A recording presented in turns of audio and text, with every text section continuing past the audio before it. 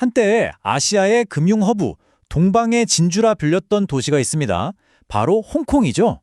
그런데 요즘 홍콩을 두고 고고학 유적지라는 씁쓸한 별명이 돌고 있다고 합니다. 대체 어떻게 된 일일까요? 오늘 이 극적인 변화의 실체를 하나하나 파헤쳐 보겠습니다. 자, 아시아 금융 중심지 유적. 이게 그냥 인터넷에서 떠도는 우스갯소리가 아닙니다. 실제로 홍콩의 상황을 들여다보면요. 이 말이 꽤나 뼈아프게 들릴 정도예요. 한번 구체적인 숫자로 확인해 보죠. 지금 보시는 이 지표들이 바로 홍콩의 현실입니다. 홍콩의 항생지수 무려 30여 년 만에 처음으로 대만 증시에 추월당했습니다. 이게 뭘 의미하겠어요? 아시아 금융 허브라는 타이틀이 흔들리고 있다는 강력한 신호죠. 더 심각한 건 거래량입니다. 10년 평균에 비해서 16% 수준으로 쪼그라들었어요. 시장에 돈이 돌지 않는다는 뜻입니다. 투자자들 사이에서는 유령장터가 됐다는 말까지 나오는데 상장된 주식의 절반 이상이 아예 거래가 안 되는 날도 허다하다고 하니까요. 이건 정말 심각한 상황입니다. 이런 시장의 붕괴는 결국 국제사회의 평가로 이어집니다. 최근 미국 하원에서 법안 하나가 통과됐는데요. 바로 홍콩이 그동안 누려왔던 특별한 무역 특권을 박탈하겠다는 내용입니다. 한마디로 선언한 거죠. 홍콩, 당신은 더 이상 특별하지 않아. 그냥 중국의 여러 도시 중 하나일 뿐이야. 라고요. 도대체 어떻게 여기까지 오게 된 걸까요? 이 몰락의 과정을 제대로 이해하려면요. 시간을 거슬러 올라가서 홍콩이 왜 그렇게 특별한 도시였는지 그 배경부터 알아봐야 합니다. 자, 보세요. 중국 본토와 홍콩은요. 156년 동안 완전히 다른 길을 걸어왔습니다. 영국 통치 아래서 홍콩은 법부터 경제 시스템, 심지어 운전 방향까지 모든 게 달랐죠. 중국 본토가 공산주의 체제일 때 홍콩은 자유로운 자본주의와 영국법을 따랐고요. 중앙의 통제를 받는 대신 고도의 자치권을 누렸습니다. 이 여권만 봐도 그 차이가 확연하죠. 홍콩 여권으로는 전 세계 172개국을 자유롭게 다닐 수 있었지만 중국 본토 여권으로는 90개국에 불과했어요. 말 그대로 한 나라 안에 전혀 다른 두 개의 세상이 있었던 겁니다. 그리고 1997년 홍콩이 중국에 반환될 때 중국의 최고 지도자 덩샤오핑이 바로 이 약속을 했습니다. 이게 바로 일국양제의 핵심이죠. 2047년까지 무려 50년 동안은 홍콩의 시스템을 그대로 유지하겠다. 절대 건드리지 않겠다. 전 세계가 이 약속을 믿었습니다. 하지만 이 위대한 약속은 50년의 절반도 채우지 못하고 깨지기 시작합니다. 그리고 그 거대한 균열의 시작은 참 아이러니하게도 대만에서 벌어진 평범한 살인사건 하나 때문이었습니다. 사건은 이렇습니다. 홍콩 남자가 대만에서 애인을 살해하고 홍콩으로 도망쳤어요. 근데 홍콩과 대만 사이에 범죄인 인도 조약이 없어서 처벌할 방법이 없는 겁니다. 그래서 홍콩 정부가 법을 만들자고 해요. 범죄인 인도 법안이죠.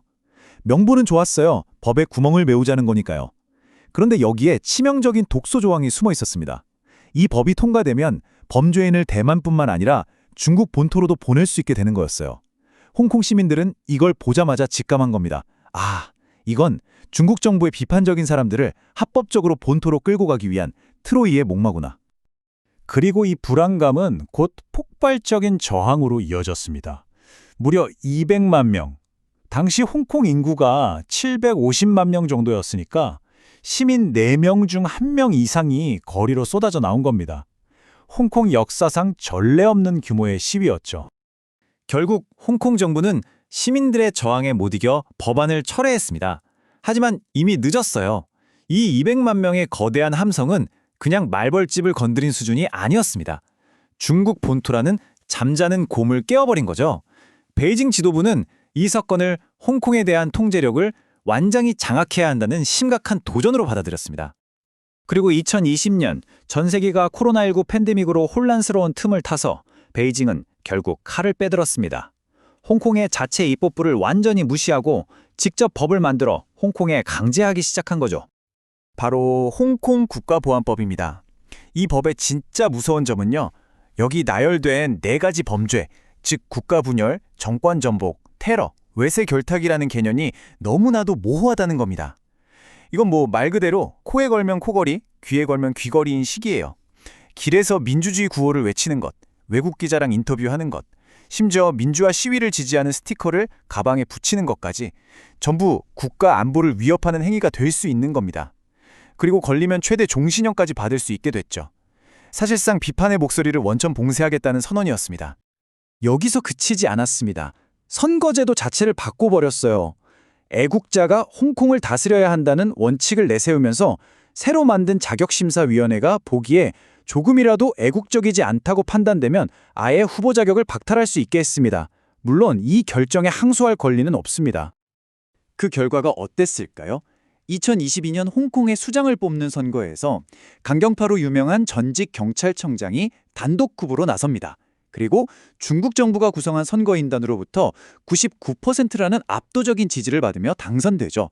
경쟁도 선택도 없는 민주주의의 껍데기마저 사라져버린 순간이었습니다. 자, 이렇게 정치적 자유가 사라진 곳에서 경제는 과연 무사할 수 있을까요? 천만에요. 자본은 누구보다 겁이 많고 예민합니다. 불안한 곳에서는 가장 먼저 짐을 싸서 떠나죠. 이 그래프가 모든 걸 말해줍니다. 지난 5년 동안 홍콩 경제가 5.8% 성장, 사실상 제자리 걸음을 하는 동안 홍콩의 가장 큰 경쟁자인 싱가포르는 무려 33.2%, 6배 가까이 폭발적으로 성장했습니다. 이게 뭘 의미하겠어요? 홍콩을 떠난 글로벌 자본과 똑똑한 인재들이 전부 어디로 갔겠습니까? 바로 싱가포르로 몰려간 겁니다. 아시아 금융허브의 왕자가 넘어가고 있다는 가장 명백한 증거죠. 돈만 떠난 게 아닙니다.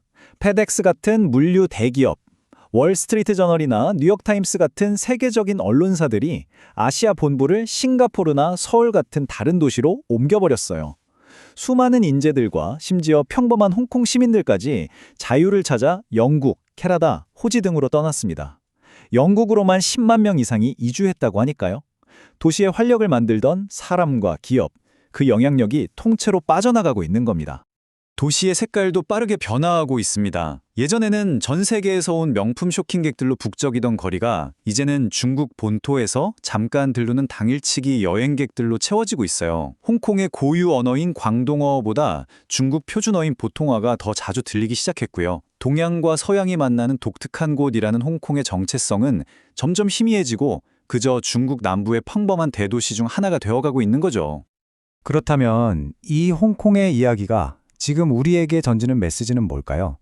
이게 그냥 바다 건너 한 도시의 비극으로만 끝나는 이야기일까요? 아닙니다. 특히 우리처럼 지정학적으로 민감한 위치에 있고 또 사회 내부적으로 여러 갈등을 겪고 있는 나라들에게는 홍콩의 사례가 마치 불안한 미래를 미리 보여주는 거울 같을 수 있습니다. 한번 생각해 보세요. 홍콩 시위의 저변에는요, 사실 엄청난 불평등 문제가 깔려 있었습니다. 살인적인 집값, 아무리 노력해도 나아지지 않는 현실, 이런 사회적 절망감이 정치적 분노의 불씨를 치우는 마른 장작 역할을 한 겁니다. 희망을 잃은 사회가 얼마나 위험해질 수 있는지 홍콩이 똑똑히 보여줬죠. 그리고 홍콩은 미국과 중국이라는 두 거인의 힘겨루기, 그 최전선에 놓여 있었습니다. 결국 그 사이에서 정체성을 잃고 경제적 안정까지 무너져 내렸죠. 강대국들 틈에 낀 작은 존재가 얼마나 위태로울 수 있는지를 보여주는 생생한 사례입니다. 마지막으로 홍콩 내부의 극심한 분열입니다. 친중파와 반중파, 기성세대와 청년세대가 서로를 증오하며 싸우는 동안 홍콩 사회는 스스로를 지킬 힘을 잃어버렸습니다. 결국 외부의 압력에 너무나도 쉽게 무너져 내렸죠. 분열된 집은 결코 오래 버틸 수 없다는 진리를 다시 한번 확인시켜준 셈입니다.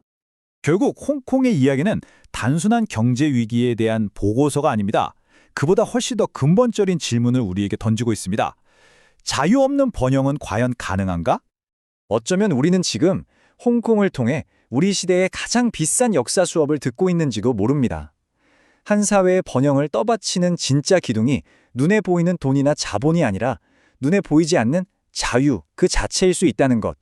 홍콩의 몰락이 우리에게 남긴 냉혹한 교훈입니다.